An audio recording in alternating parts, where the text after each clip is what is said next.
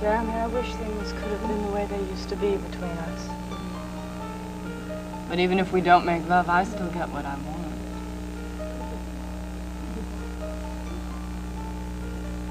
But it would have been wonderful.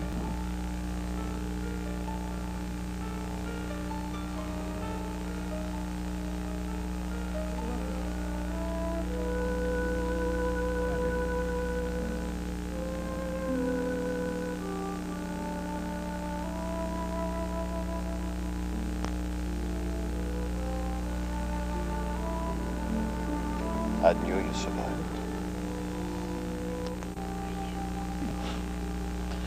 For us. It was a very good thing that the trapper found me at his cabin door. What kept you alive? We have him to thank for all this. My love. My dearest love. We're never going to be separated again. Never. Not as long as we live.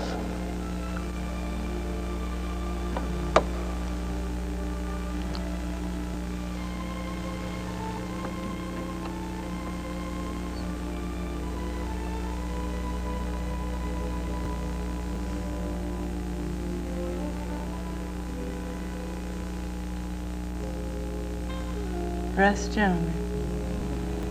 Tomorrow, going to be lots of surprises.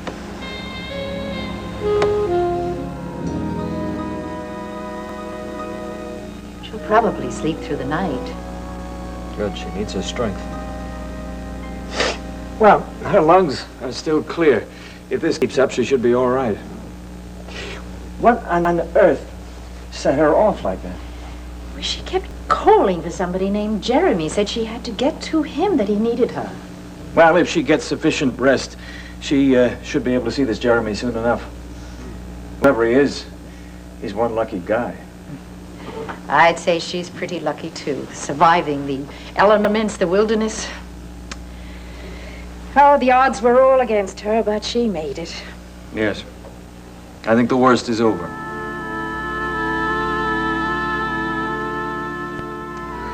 How are you feeling? Oh, much better. Much better. And you?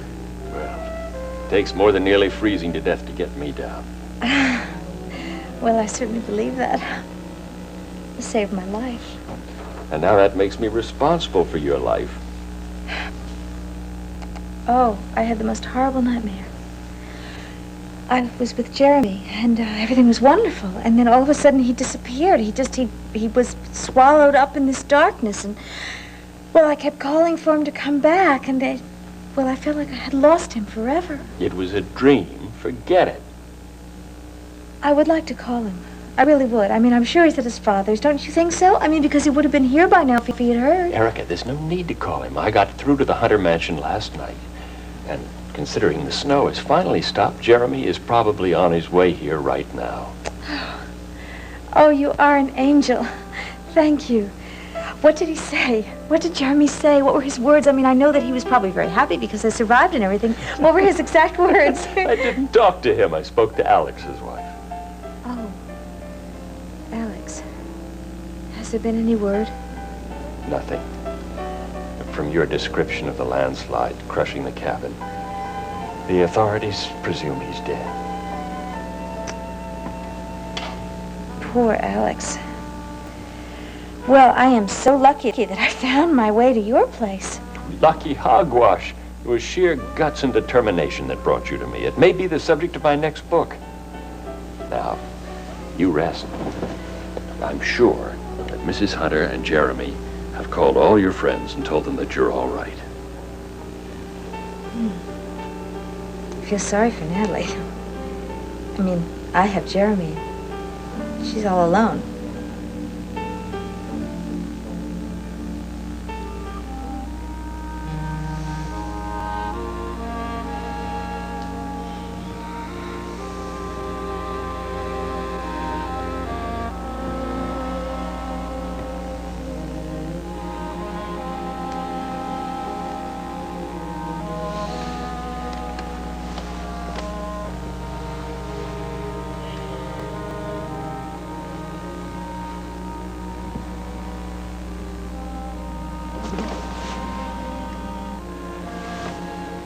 been here? All night? No. Oh, you mustn't feel guilty, Jeremy, really. It was the most natural thing in the world for us to make love. We didn't make love. It was wonderful. Like it always was with us. It didn't happen. You know it did. We were both so inconsolable, we found solace and comfort in each other's arms.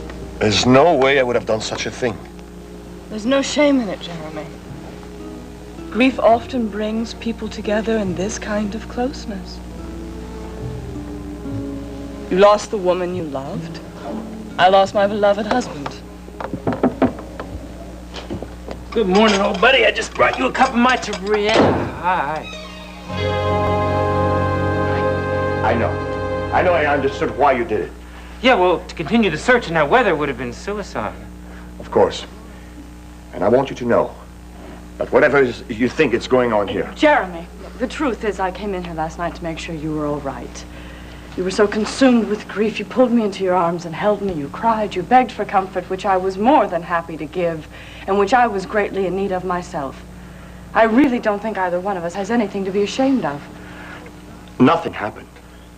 I got drunk last night and I passed out.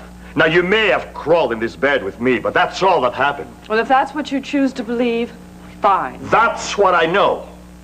Jeremy, grief pulls people together sometimes. Now, if you care to think otherwise, I certainly shan't argue.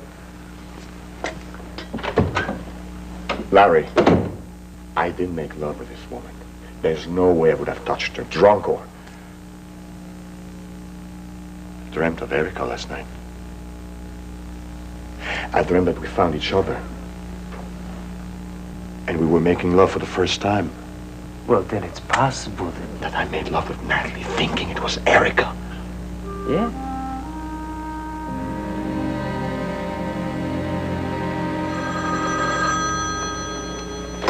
Yes, hello, Hunter residence. Natalie, hello, it's Erica. Erica! Yes, I'm calling you from the clinic at Saint-Geneviève. But it can't be. We all thought you were dead. Oh, Erica, I'm so glad you're alive. I can't tell you how wonderful it is to hear your voice. Natalie, I don't understand. Mr. Peyton told me that he had spoken with you. Well, I don't know who on earth he could have spoken to. It really isn't important. The only thing that matters is that you're safe. Now, you say you're at a clinic. Yes. Oh, yes, Mr. Peyton and I were half dead when we arrived here, but they've just been wonderful to us. And, oh, Natalie, I'm so sorry about Alex.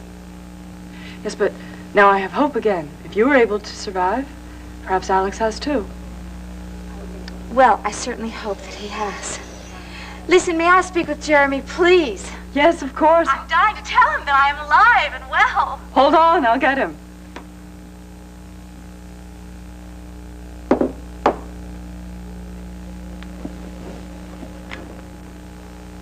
It's unthinkable I could have done such a thing. Oh, Jer, look, just forget it.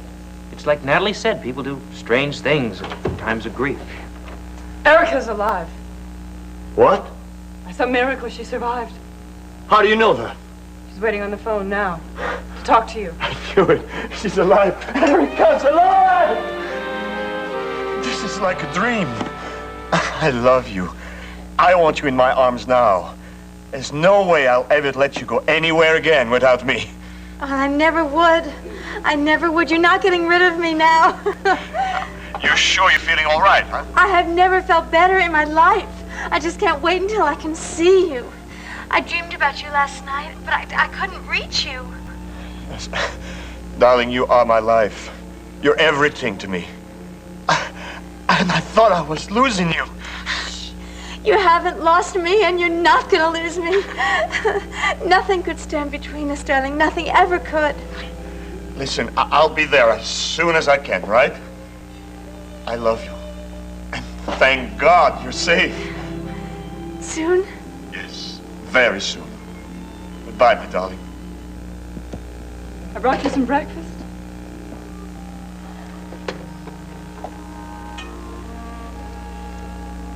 Nothing happened last night.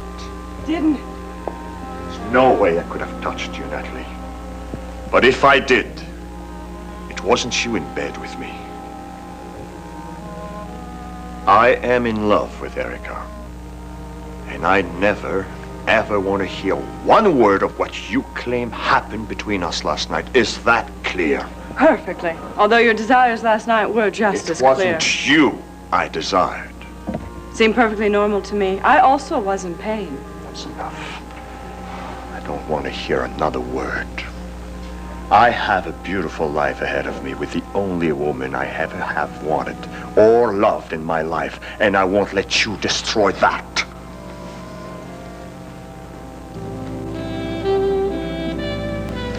Don't be too sure about that, Jeremy. I thought you and I had a very special relationship. And if you remember, I approached you before Palmer did. I know, and I'm very grateful to you for that, but I don't know, it's just that I felt more needed here. Oh, I'll get Mr. Cortland for you.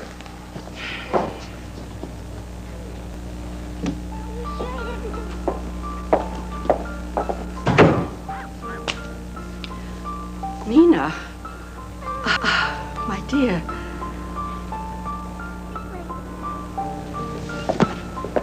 Mrs. Wallingford. Oh, I'm so cross with myself that I haven't come to see you sooner. Well, actually, Mrs. Wallingford, I don't really remember you. You see, I saw your picture in the paper yesterday. Oh. You and Father are good friends, aren't you? Oh, yes, my dear. We're very close friends, Nina. Please don't take offense, Mrs. Wallingford. I'm afraid I don't remember much about my past. Oh, and my heart goes out to you, my dear. I know from personal experience just how very difficult it is for you and for your family. But don't worry. I'm sure your memory loss is merely temporary. Good morning, I think Phoebe. I haven't seen you since that day last summer, but... Oh. Hello. Well, nice to see you. Nina and I were just having a little chat. Phoebe's an old friend, darling. Yes, she was saying so. What is it, Phoebe? Oh, I've come to talk to you about the fundraising project for our worldwide assistance Oh, association. yes, of course. Darling, I almost forgot. Myra had a question about something you left out for the cleaners. Why don't you go speak to Oh, her? all right, Father. It was a pleasure to meet you, Mrs. Wallingford. Oh, thank you, dear. A pleasure for me. Excuse me. Surely.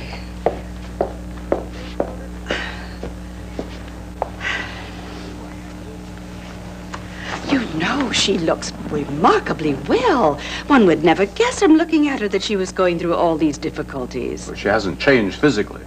You know, there was a moment when she first came in the room when I was certain she was beginning to remember. The funds needed to implement the many programs we have planned. Well, do you approve? What do you think? Well, it's a fine idea. Yes, of course. Then you do approve. Oh, yes, of course. I do approve, except for the involvement of Adam Chandler. Oh, now, Palmer, I know you and Adam are not the closest of friends. Close. We barely speak to each other. Yes, but you must admit that his estate is absolutely perfect for the hunt. What's wrong with my estate? Well, nothing, but I just didn't think you would want to subject your beautiful grounds to the wear and tear of a hunt, especially with the public involved. And besides, I just thought it would be too much for you, what with Nina's condition and all, just to have the added burden of hosting an event of this magnitude. Yes. Yeah, I suppose you're right, Phoebe. Well, then you will attend. Well, you see, I'm not sure. Please, Palmer. It just wouldn't be a hunt without your presence. I've always said that you are by far the finest writer in the whole county. Yes, Phoebe, all right, I'll be there. Oh, marvelous. You've made my day. Now then, of course, Daisy will be coming too. Would you please? Oh, I'm afraid not. Oh, no, why not? Is she ill or something? No, she's on a cruise around the world.